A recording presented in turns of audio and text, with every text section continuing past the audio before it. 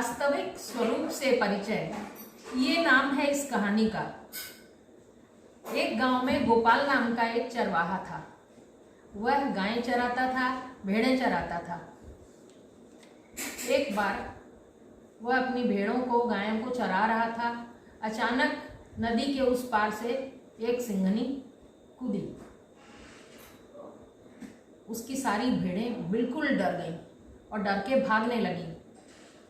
लेकिन उसने देखा कि सिंघनी एकदम शांत पड़ी है। उसे बड़ा शक हुआ कि ये सिंघनी इतनी शांत क्यों है।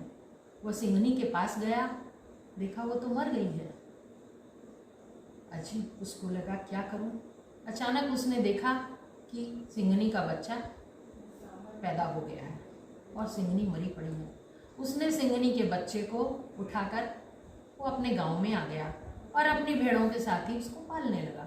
भेड़ों का दूध पिला पिलाकर उसको बड़ा कर लिया। वो भी भेड़ों के साथ जाता था जंगल, रोज आनंद से।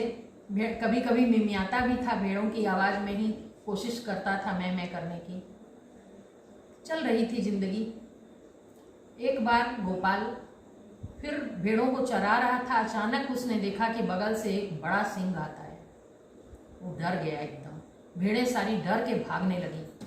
लेकिन सिंह ने चुपचाप सिंह शावक को उठा लिया, माने सिंघनी के बच्चे को उठाकर वो चला गया। और जब वो जंगल में चला गया तो उसने उसको वहाँ पर छोड़ दिया और उसको कहा कि बेटा तुम भेड़ नहीं हो, तुम सिंह के बच्चे हो। और पानी में ले जाकर, जो नदी के किनारे ले जाकर अपना चेहरा और बच्चे को उसका चेहरा दिखाया कि देखो हम दोनों एक जैसे हैं, हम अलग नहीं हैं, तुम भेड़ नहीं हो, तुम सचमुच में मेरे ही जैसे हो। फिर एक थोड़ा सा मांस का टुकड़ा उसके मुंह में दिया तो सिंह के बच्चे को बहुत स्वाद आया। ओ, तब उसको लगा कि अच्छा मैं भेड़ नहीं हूँ।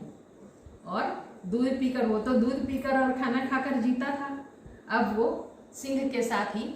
और उसने एक दहाड़ मारी सिंह ने, तो बच्चे ने भी कोशिश की आवाज़ दहाड़ने की। अब वो समझ गया कि मैं भेड़ नहीं हूँ और आनंद से फिर जंगल में उन सिंहों के साथ ही रहने लगा।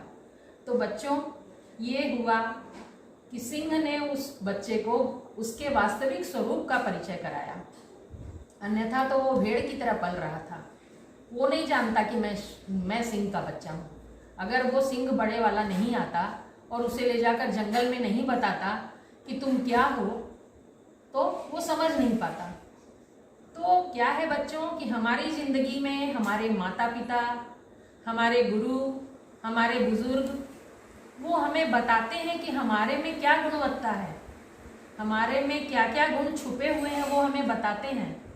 तो हमें उनकी बातों को ध्यान से सुनकर और अपने गुणों को बढ़ाना चाहिए और नई नई बातों को हमें सीख कर अपने जीवन को उज्जवल बनाना चाहिए।